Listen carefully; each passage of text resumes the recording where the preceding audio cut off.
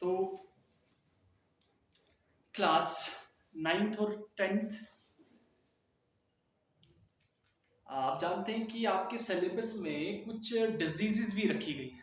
देखो ऑलरेडी हमने काफ़ी सारा सिलेबस जो है अभी कवर करके रखा है। अब कुछ डिजीज जो हैं हमारे सिलेबस में हैं और वो अभी तक पेंडिंग है, तो आज हम उन डिजीज को भी देखेंगे बारी बारी। इन सब में से जो पहली डिजीज आती है उस डिजीज का नाम है, एक बड़ी खतरनाक बीमारी है, इसे आप लोग एड्स का नाम देते हैं। इसे आप लोग एड्स का नाम देते हैं। तो आज जो हम जिस चीज को डिस्कस करने जा रहे हैं वो एड्स।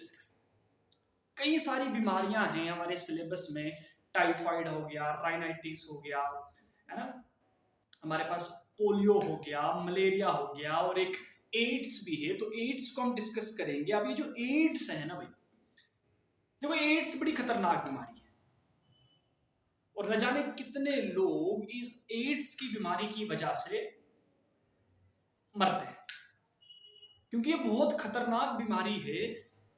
इस बीमारी से बच पाना मुश्किल हो जाता है। अभी जो एड्स है, अगर ध्यान से देखा जाए तो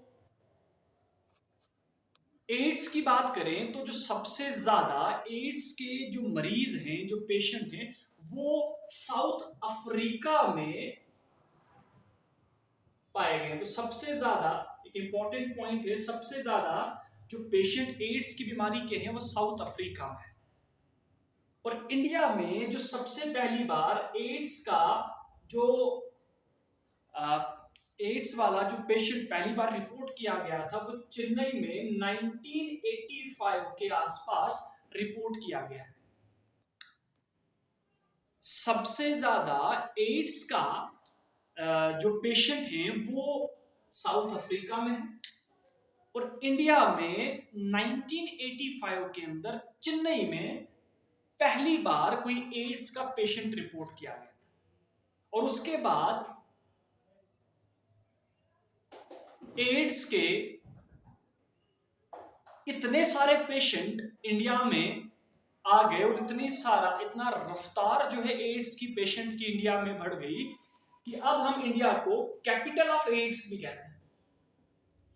इसे हम कैपिटल ऑफ एड्स भी कहते हैं इंडिया को, बिकॉज बहुत ज्यादा तेजी से यहाँ पर एड्स के जो मरीज हैं वो सामने आ रहे है ना। तो बड़ी खतरनाक किस्म की बीमारी है भाई, ये बहुत खतरनाक बीमारी है। अब अगर इस एड्स की बात करें तो एड्स का जो फुल फॉर्म है, एड्स का फुल फॉर्म है acquired immuno deficiency syndrome. Acquired, हाँ, एड्स का फुल फॉर्म क्या है?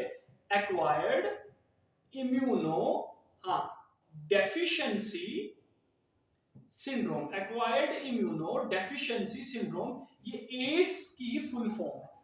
देखो आप सब जानते हो हमारी जो बॉडी है उसको अलग अलग इन्फेक्शन से, बाहर से जो भी पैथोजन, बाहर से जो भी इन्फेक्शियस एजेंट हमारी बॉडी में जाते हैं तो हमारी बॉडी उन इन्फेक्शियस एजेंट के खिलाफ लड़ती है और हमारी बॉडी को सेव करके रखती है।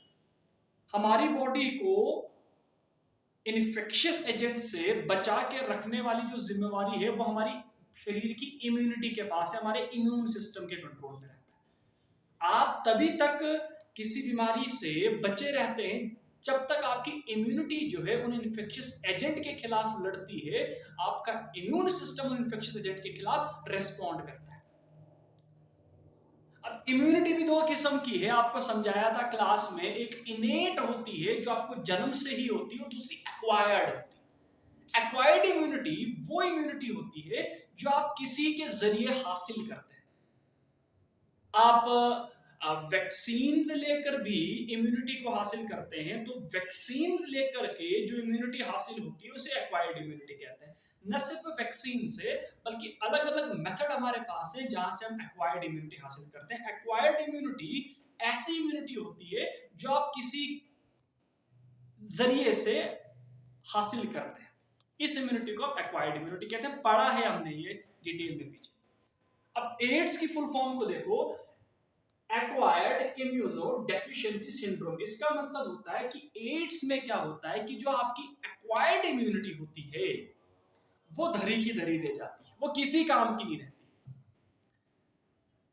आपकी जो एक्वायर्ड इम्यूनिटी है, जो आपने किसी के जरिए हासिल की थी इन्फेक्शियस एजेंट के खिलाफ लड़ने के लिए, वो इम्यूनिटी एड्स वाले केस में खत्म हो जाती है।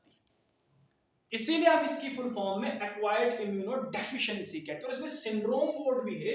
सिंड्रोम का मतलब होता है, बताया था क्लास में आपको, जहां पर बॉडी का कोई एक हिस्सा इफेक्ट नहीं होता है बल्कि मल्टीपल हिस्से इफेक्ट हो जाते हैं। जब बॉडी का एक हिस्सा नहीं, कई सारे हिस्से चपेट में आ जाते हैं, तो इस केस को सिंड्रोम कहते हैं। इसीलिए एड्स की फुल फॉर्म जो है एक्वायर्ड इम्यूनो डेफिशिएंसी सिंड्रोम।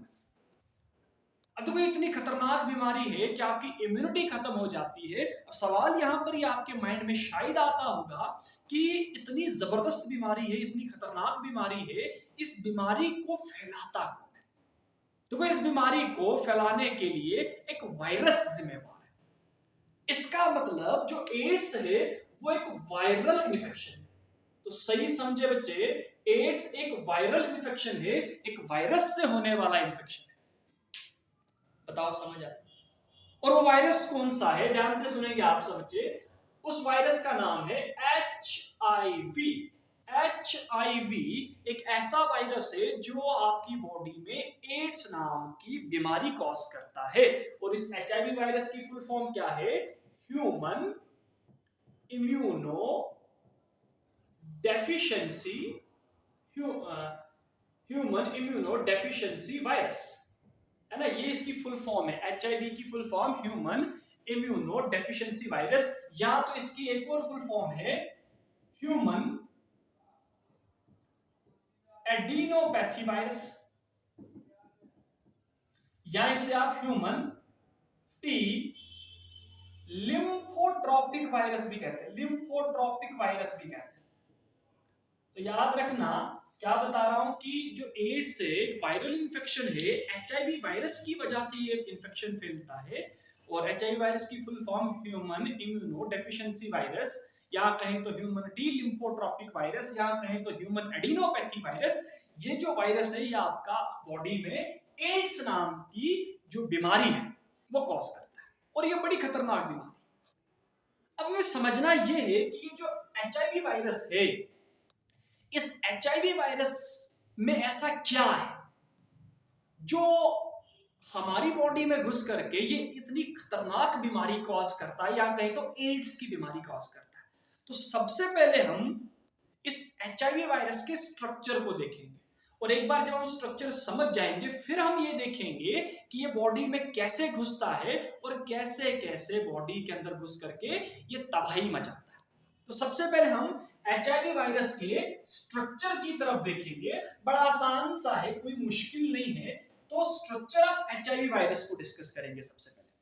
तो अभी हम स्ट्रक्चर ऑफ एचआईवी वायरस की बात करेंगे। तो एचआईवी के स्ट्रक्चर की बात करेंगे। अब देखो, बात करें तो एचआईवी वायरस की, तो देखो जितने भी वायरसेस होते हैं ना भाई, उनकी जो जान है ना वो उनके जेनेटिक मटेरियल में बसी होती है। अब अगर इस एचआईवी वायरस की बात करूं तो इसका भी कुछ ऐसा ही है, इसकी जान भी इसके जेनेटिक मटेरियल में ही बसी है। अब इसका जो जेनेटिक मटेरियल है वो डीएनए नहीं है, ये समझ लेना थोड़ा ध्यान से। एचआईवी वायरस का जेनेटिक मटेरियल डीएनए नहीं होता है, तो बल्कि क्या, आरएनए होता है। एचआईवी वायरस का जेनेटिक मटेरियल जो है डीएनए नहीं बल्कि आरएनए होता है। और इसमें भी एक जबरदस्त इंटरेस्टिंग बात यह है कि आरएनए का सिंगल स्ट्रैंडेड फ्रैगमेंट होता है। सिंगल स्ट्रैंडेड फ्रैगमेंट होते हैं आरएनए के कुछ इस तरीके से। ये समझ लो, ये आरएनए का एक फ्रैगमेंट हुआ और ये आरएनए का दूसरा फ्रैगमेंट। तो क्या बता रहा हूं कि जो एचआईवी वायरस है इसका जेनेटिक मटेरियल डीएनए नहीं बल्कि इसका जेनेटिक मटेरियल आरएनए होता है। और आरएनए में भी सिंगल स्ट्रैंडेड फ्रैगमेंट होते हैं। देखो, दो फ्रैगमेंट्स हैं, ये ना कहना इन दोनों को आप डबल नहीं कह लेना कि भाई डबल स्ट्रैंडेड है, ऐसा नहीं होता है। ये आरएनए के दो फ्रेगमेंट्स हैं भाई। तो बड़ा इंटरेस्टिंग और बड़ा इंपॉर्टेंट पॉइंट ये है कि एचआईवी वायरस का जेनेटिक मटेरियल डीएनए नहीं बल्कि आरएनए होता है। नंबर एक, पहली चीज क्या समझे आप कि एचआईवी वायरस का जेनेटिक मटेरियल डीएनए नहीं बल्कि आरएनए होता है। और नंबर दो, ये जो आरएनए होता है ये आरएनए सिंगल स्ट्रैंडेड फ्रेगमेंट होता है आरएनए का, ठीक है। और उस पर ये जो आरएनए होता है, आरएनए के जो सिंगल स्ट्रैंडेड फ्रेगमेंट्स हैं, इनके साथ इनके जेनेटिक मटेरियल में, एचआईवी वायरस के जेनेटिक मटेरियल में आपको एक एंजाइम भी दिखता है। ये देखिए एंजाइम बना रहा हूं, और इस एंजाइम का जो नाम है, ध्यान से सुनना, इस एंजाइम का नाम रहता है रिवर्स ट्रांसक्रिप्टेस एंजाइम। क्या है नाम इसका? रिवर्स, है ना, रिवर्स ट्रांसक्रिप्टेस एंजाइम। क्या नाम है? Reverse transcriptase enzyme. और ये क्या है? ये आरएनए के फ्रेगमेंट्स, ठीक है। तो क्या क्या जेनेटिक मटेरियल में आया? नंबर एक, आरएनए, डीएनए नहीं है, और आरएनए के दो फ्रेगमेंट्स हैं। नंबर दो, आरएनए के अलावा क्या आया? रिवर्स ट्रांसक्रिप्टेस एंजाइम है। अब देखो होता क्या, ध्यान से समझना इसके स्ट्रक्चर में एक चीज कि ये जो एचआईवी वायरस होता है ना, देखो कुछ वायरसेस में ऐसा देखा गया है कि वो आरएनए से डीएनए बनवा सकते हैं या आरएनए से डीएनए बना सकते हैं। अब ऐसे वायरसेस को जो आरएनए से डीएनए बनाते हैं, है ना, ऐसे वायरस को रेट्रोवायरस कहते हैं। क्या कहते हैं? रेट्रोवायरस कहते हैं। तुम्हारा जो एचआईवी वायरस है ना, वो रेट्रोवायरस है। रेट्रोवायरस का मतलब हुआ जो आरएनए से डीएनए बनाता है। और इस फिनोमिना को, जहां पर आरएनए से डीएनए बनता है, इस फिनोमिना को रिवर्स ट्रांसक्रिप्शन कहते हैं। इसे रिवर्स ट्रांसक्रिप्शन कहते हैं। सो रिवर्स ट्रांसक्रिप्शन क्या हुआ? रिवर्स ट्रांसक्रिप्शन होता है आरएनए से डीएनए बनना, इस प्रोसेस को रिवर्स ट्रांसक्रिप्शन कहते हैं। और जो वायरस रिवर्स ट्रांसक्रिप्शन शो करता है, मतलब आरएनए से डीएनए बनवा सकता है, उस वायरस को रेट्रोवायरस की कैटेगरी में डाला जाता है। और अपना जो एचआईवी वायरस है वो एक रेट्रोवायरस है, क्योंकि वो रिवर्स ट्रांसक्रिप्शन शो करता है। और रिवर्स ट्रांसक्रिप्शन शो करने का मतलब आरएनए से डीएनए बनवा सकता है।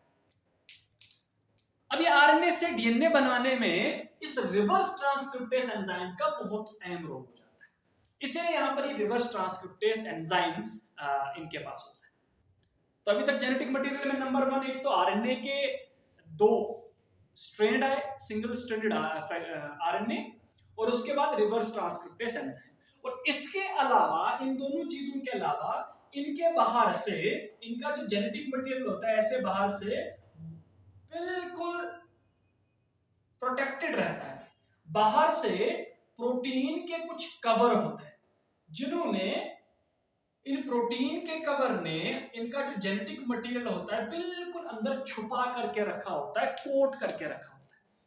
इसका मतलब कि जो एचआईवी वायरस की बात करें तो इसमें प्रोटीन का सिंगल लेयर नहीं होता बल्कि डबल लेयर्ड प्रोटीन कोट होता है।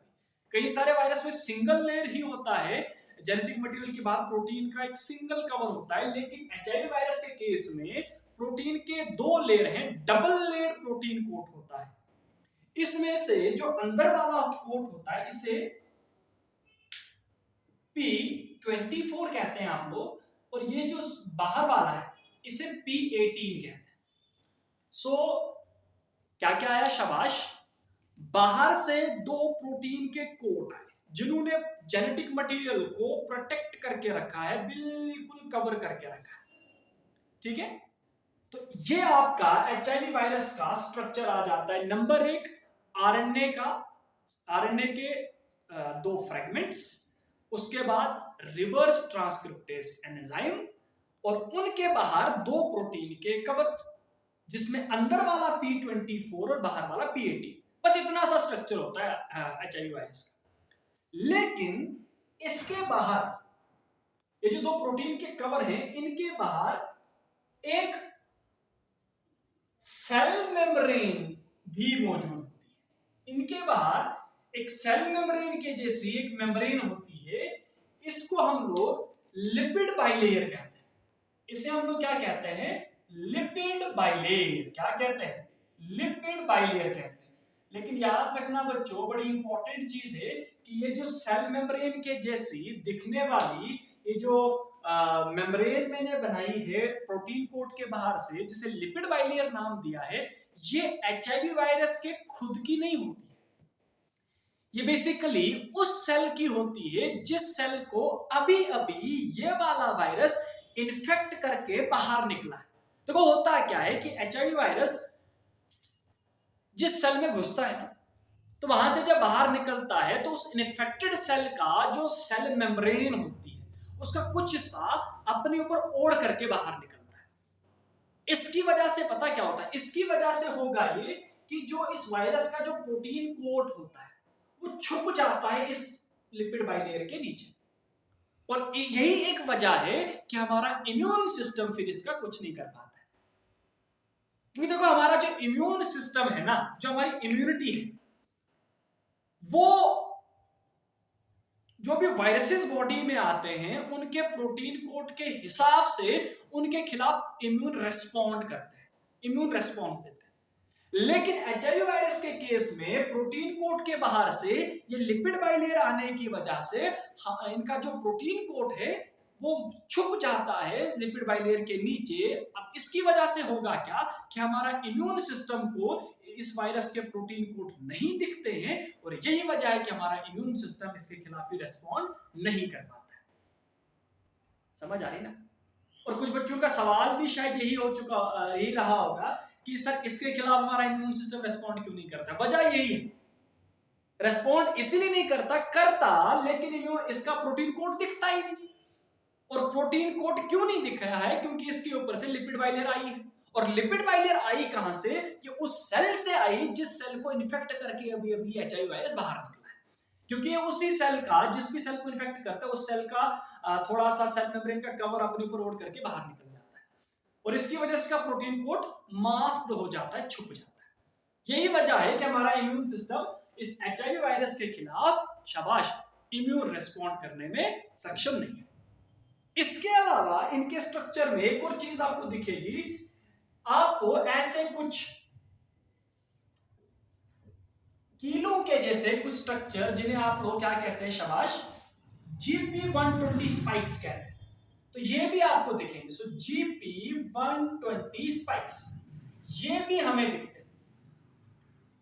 तो एचआईवी वायरस के केस में हमें एक और चीज दिखती है जिसे, जो बिल्कुल ऐसे कीलों के जैसे स्ट्रक्चर होते हैं, जिसे हम लोग GP120 स्पाइक्स कहते हैं। सो ये क्या हुए? GP120 spikes. अब इनका रोल क्या है? इनका रोल ये हो जाता है, देखो डिटेल में तो आगे अभी हम देखेंगे इनका, अभी फिलहाल हम स्ट्रक्चर की बात करें तो GP120 स्पाइक्स का ये रोल हो जाता है कि ये हमारे बॉडी के अंदर उन सेलों के साथ ये GP120 स्पाइक इस एचआईवी वायरस को चिपकने में मदद करेंगे जिन सेलों के पास CD4 रिसेप्टर्स होते हैं। CD4 रिसेप्टर्स होते हैं। सो क्या है रोल ऑफ GP120 स्पाइक्स? क्या है? GP120 स्पाइक्स इस एचआईवी वायरस को उन सेलों के साथ चिपकने में मदद करते हैं जिन सेलों के पास CD4 रिसेप्टर्स होते हैं। और हम ये भी जानते हैं, पढ़ा है इम्यूनिटी में, कि CD4 रिसेप्टर्स किन सेलों के पास है? हमारे टी हेल्पर सेल्स, हमारे मैक्रोफेजेस के पास, इनके पास CD4 रिसेप्टर्स हैं। तो हमारे एचआईवी वायरस को उन CD4 रिसेप्टर्स के साथ चिपकने में ये GP120 स्पाइक्स मदद करते हैं। और ये CD4 रिसेप्टर सिर्फ मैक्रोफेज और हमारे टी हेल्पर सेल्स के पास होते हैं। तो मतलब अगर ये एचआईवी वायरस जब बॉडी के अंदर घुसेगा तो ये GP120 स्पाइक्स इस एचआईवी वायरस को मदद करेंगे हमारे मैक्रोफेजेस और टी हेल्पर सेल्स के साथ चिपकने में, क्योंकि उनके पास CD4 रिसेप्टर है। और एक बार जब ये एचआईवी वायरस हमारे मैक्रोफेज और टी हेल्पर के साथ उनके कांटेक्ट में आएगा तो उन सेलों को तबाह कर लेता है, जिसकी वजह से हमारी इम्यूनिटी जो है वो खत्म हो जाती है, बहुत कम हो जाती है, इम्यूनो डेफिशिएंसी बॉडी के अंदर हो जाती है, और फिर उसी बीमारी को हम एड्स का नाम देते हैं। So this is all about the structure of HIV virus. आप इस स्ट्रक्चर को बनाएं और इसके बाद आगे हम देखेंगे कि अब ये काम करता कैसे, कैसे बॉडी के अंदर आता है, कैसे घुसपैठ करता है, क्या काम करता है, वो हम देखेंगे। आप इसको बना लें।